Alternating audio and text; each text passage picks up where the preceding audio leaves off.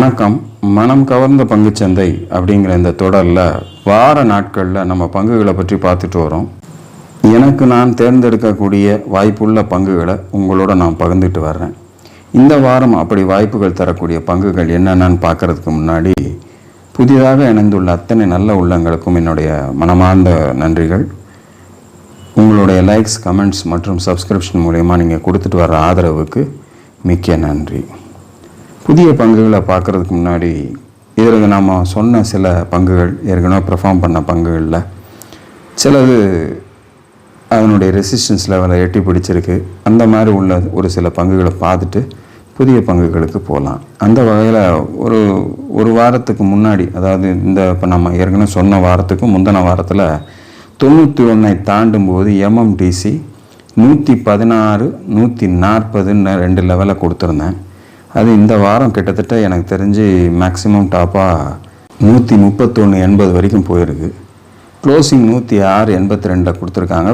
வெள்ளிக்கிழமை அன்னைக்கு நல்ல ஒரு வேகமான ஏற்றத்தையும் கொடுத்து அன்னைக்கே ஒரு ப்ராஃபிட் புக்கிங்கோட திரும்பி வந்திருக்கிறத நம்ம பார்க்க முடிஞ்சுது.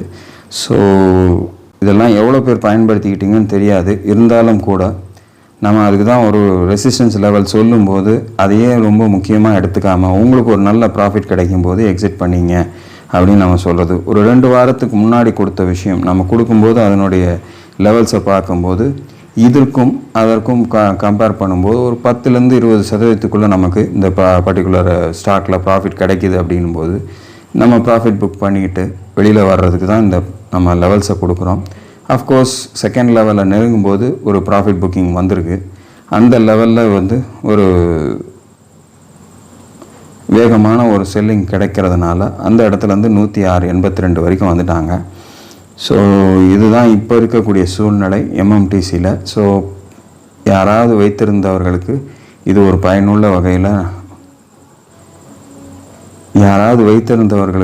ஒரு பயனுள்ள வகையில் லாபத்தை தந்திருக்குங்கிற நம்பிக்கையில் நான் இதை எடுத்து போட்டிருக்கேன். அடுத்த ஸ்டாக் பார்க்கலாம். ரெண்டாவதாக நம்ம பார்க்கக்கூடிய ஸ்டாக் சஸ்லான் எனர்ஜி. 51 தாண்டி அது மேலே போகும்போது 61 முதல் லெவலாக போட்டிருந்தோம். 61.89 இந்த வாரம் க்ளோசிங் போயிருக்கு. அடுத்து 76ங்கிற லெவல் நம்ம கொடுத்து வச்சுருக்கோம். ஸோ க்ளோஸராக வாட்ச் பண்ணுங்கள். நீங்கள் இன்கேஸ் இன்னும் கண்டினியூ பண்ணுறீங்கன்னா அடுத்து அது சரியாக 61க்கு மேலே ட்ராவல் ஆனால் மட்டும் அந்த லெவலுக்கு போகிறதுக்கான வாய்ப்புகள் இருக்குங்கிறத மனசில் வச்சுக்கிட்டு வேலை செய்யுங்க. இல்லை கொஞ்சம் சேஃப்டி கம்மியாக தெரிகிற மாதிரி இருந்தால் ஒரு 50% புக் பண்ணிவிட்டு கூட மிச்ச 50% 76ல் புக் பண்ணுறதுக்கு உங்களை தயார்படுத்திங்க.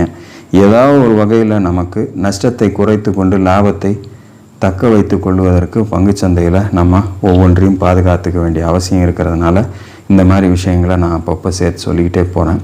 இது என்னுடைய இந்த வாரத்தில் நான் பார்த்த ஸ்டாக்ஸில் ஒரு முக்கியமான ஸ்டாக்காக, 2வது ஸ்டாக்காக பார்க்குறோம்.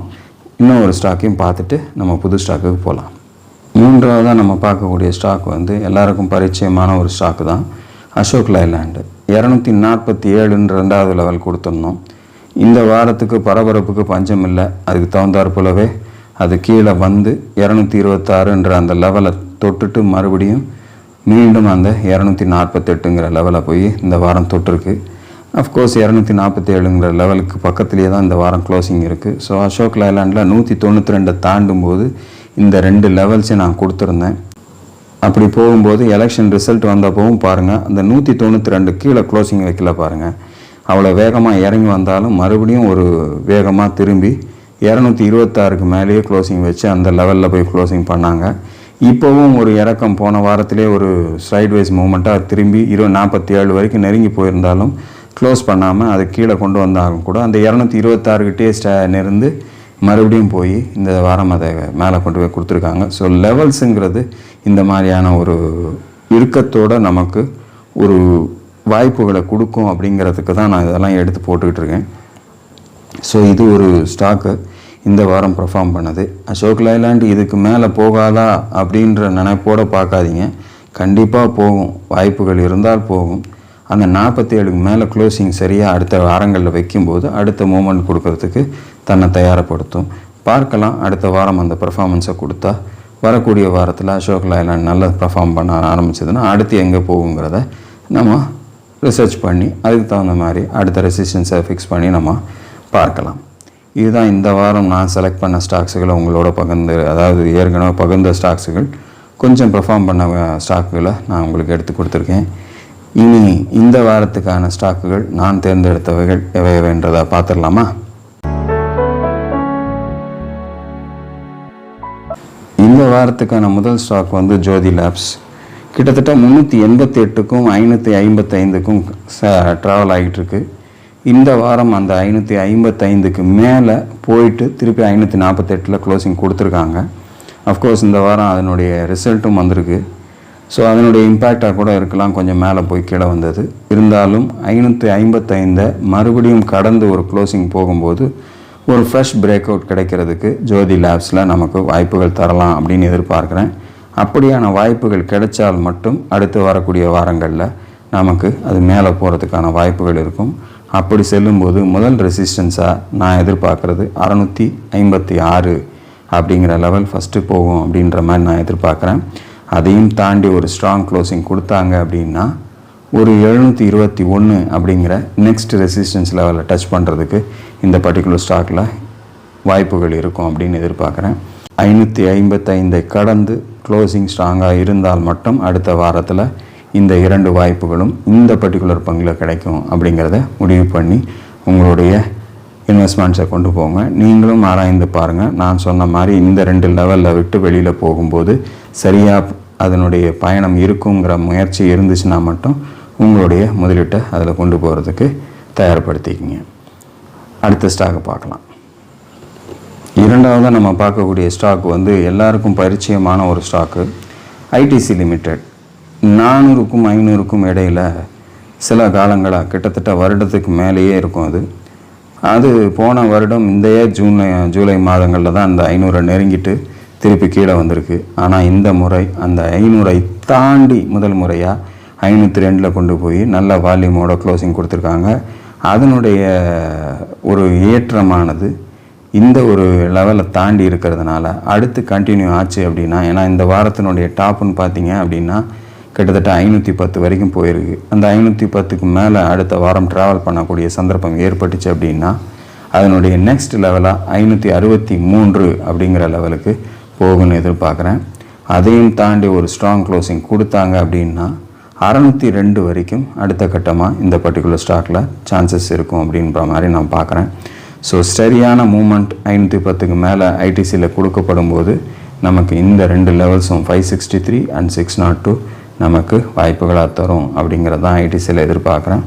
ஸோ அந்த மாதிரியான ஒரு வாய்ப்பை ஐடிசி தருதான்றதை நீங்களும் அனலைஸ் பண்ணி அதனுடைய மூமெண்ட்டை பார்த்து முதலீடு செய்கிறதுக்கு முயற்சி செய்யுங்க.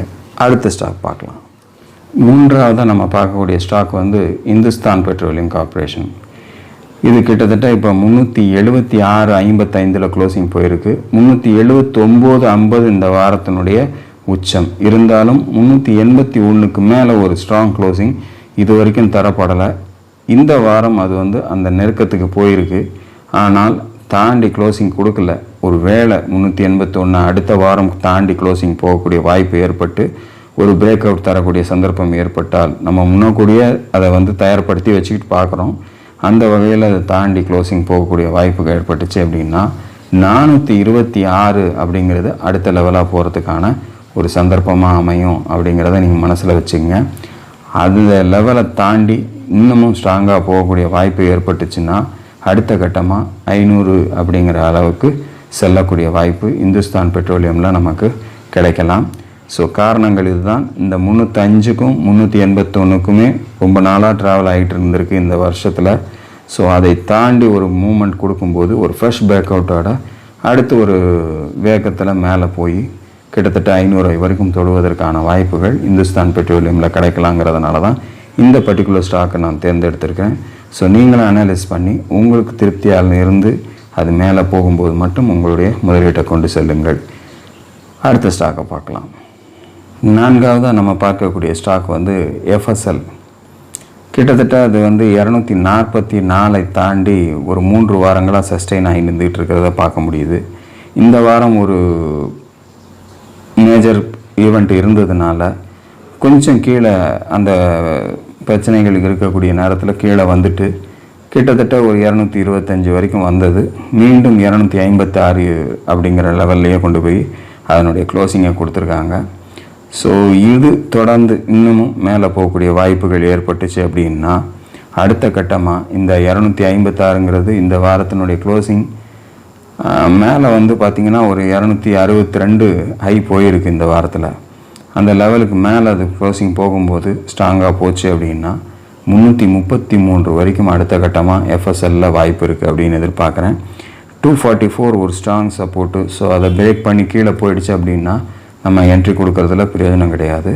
அதுக்கு மேலே சஸ்டெயின் ஆகிற வரைக்கும் தான் இந்த வாய்ப்புகள் பிரகாசமாக இருக்கும் அப்படிங்கிற மாதிரி நான் எதிர்பார்க்குறேன். ஸோ 333 முதல் லெவல், அதையும் தாண்டி ஒரு ஸ்ட்ராங் க்ளோசிங் கொடுத்தாங்கன்னா 391 அப்படிங்கிறது செகண்ட் லெவலாக நமக்கு எஃப்எஸ்எல்லில் வாய்ப்புகளாக இருக்கும். ஸோ இதுதான் ரெசிஸ்டன்ஸ் லெவலில் 333ம் 393ம் முக்கியமான ரெசிஸ்டன்ஸுங்களாக வருது. சப்போர்ட்டுன்னு பார்க்கும்போது 244ம் 185 முக்கியமான சப்போர்ட்டுகளாக இருக்குது. ஸோ இப்போ அந்த சப்போர்ட்டுக்கு மேலே 244க்கு மேலே 3 வாரமாக ட்ராவல் ஆகிட்டு இருக்கிறதுனால அதை சரியாக பயன்படுத்தி அடுத்து, ஏன்னா இந்த முக்கியமான ஈவெண்ட் முடிஞ்சிட்டதுனால அடுத்த வாரம் ரெகுலர் டேர்னில் நமக்கு மூவ் ஆகும்போது இந்த வாய்ப்புகளை கொடுக்குதா அப்படிங்கிறத எஃப்எஸ்எல்லில் வெயிட் பண்ணி பார்க்கலாம். ஸோ இது என்னுடைய 4வது தேர்வு. அடுத்த ஸ்டாக் பார்க்கலாம். 5வதாக நம்ம பார்க்கக்கூடிய ஸ்டாக் வந்து லவபிள் லிங்கராய் அப்படின்னு சொல்லக்கூடிய லவபிள் அப்படின்ற இந்த ஸ்டாக்கு. இது வந்து ஒரு சப்ஸ்கிரைபரும் இந்த வாரம் அதனுடைய லெவல்ஸை கேட்டிருந்தார். அஃப்கோர்ஸ் அவர் கேட்குறதுக்கு முன்னாடி இந்த ஸ்டாக்கில் செலக்ட் பண்ணி வச்சுருந்தேன். ஸோ அதனால் அதை அவருக்கும் சேர்த்து சொல்கிற மாதிரி இது அமைஞ்சு போச்சு. 156.78 காசில் இந்த வாரம் க்ளோசிங் இருக்குது. கிட்டத்தட்ட 159க்கு மேலே ஒரு ஸ்ட்ராங் க்ளோசிங் ரீசெண்ட் டேஸில் இல்லை. ஆனாலும் இந்த வாரம் வந்து அந்த லெவலுக்கு கீழே தான் க்ளோசிங் இருக்குது. என்னை பொறுத்தளவில் 159க்கு மேலே போயிட்டு தான் உள்ளே வந்திருக்கு. ஒரு வேளை அடுத்த வாரம் அதற்கு மேலே ஒரு க்ளோசிங் போகும்போது 172ங்கிற ஏற்கனவே சென்ற அந்த உச்சம் முதல் லெவலாக நமக்கு ஷார்ட்டில் பீரியடில் வர்றதுக்கு சான்சஸ் இருக்குது. அதையும் தாண்டி ஒரு ஸ்ட்ராங் க்ளோசிங் கொடுத்தாங்க அப்படின்னா 210 அப்படிங்கிற லெவலுக்கு இந்த பர்டிகுலர் ஸ்டாக் போகிறதுக்கான ஒரு சான்சஸ் கொடுக்கும்னு எதிர்பார்க்குறேன். ஸோ காரணங்கள் இது தான். ரொம்ப காலமாக அந்த இடத்த பிரேக் பண்ணாமல் இருக்கக்கூடிய இடம், அது பிரேக் பண்ணும்போது ஃப்ரெஷ்ஷாக அதனுடைய மூமெண்ட் வந்து அந்த பர்டிகுலர் ஸ்பாட்டை போய் டச் பண்ணுறதுக்கு வாய்ப்புகளாக இருக்கும். அப்படிங்கிறதுக்காக தான் இந்த பர்டிகுலர் ஸ்டாக்கை நான் ஏற்கனவே அவர் சொல்கிறதுக்கு முன்னாடியே தேர்ந்தெடுத்து வச்சுருந்ததுனால அவருக்கும் இதை வந்து ப்ரெசென்ட் பண்ண மாதிரி ஆகிடுச்சு. ஸோ இதுதான் இந்த வாரத்துக்கான நான் 5 ஸ்டாக்குகள் தேர்ந்தெடுத்திருக்கேன். பார்ப்போம். இனி மார்க்கெட் வந்து ஒரு ஸ்டெபிளைஸ் ஆகி ஒரு நல்ல ஒரு மூமெண்ட்டை கொடுக்கும் அப்படின்னு எதிர்பார்க்குறேன். இன்னும் ரிசல்ட்ஸ் வந்துக்கிட்டு தான் இருக்குது. இன்னமும் நிறைய நிறுவனங்கள், முக்கியமான நிறுவனங்கள் ரிசல்ட்ஸ் தரக்கூடிய காலகட்டங்களில் பங்குச்சந்தை அதற்கு தகுந்தாற் போல் தன்னை செயல்படுத்திக்கும். குளோபல் சிச்சுவேஷன் எடுத்துக்கிட்டோம்னா யூஎஸ்னுடைய எலெக்ஷன் வந்து சூடு பிடிச்சி போய்கிட்டு இருக்கிறத நம்ம பார்க்க முடியுது. ஸோ தொடர்ந்து மார்க்கெட்டை ஸ்டடியாக வாட்ச் பண்ணுங்கள். இந்த ஸ்டாக்குகளை எது உங்களுக்கு வாய்ப்பு தருதோ அதில் மட்டும் உங்களுடைய முயற்சிகளை கொண்டு போங்க. நல்ல ஒரு முயற்சிகளுக்கு நல்ல ஒரு ரிசல்ட் கிடைக்குங்கிற எண்ணத்தோட உங்களுடைய முயற்சிகளை இந்த பர்டிகுலர் ஸ்டாக்ஸில் பிளான் பண்ணி செய்கிறதுக்கு முயற்சி செய்யுங்க. இதுதான் இந்த வாரத்துக்கான என்னுடைய தேர்வுகள். தொடர்ந்து அடுத்த வீடியோவில் உங்களோடு இணைகிறேன். அதுவரையில் நன்றி, வணக்கம்.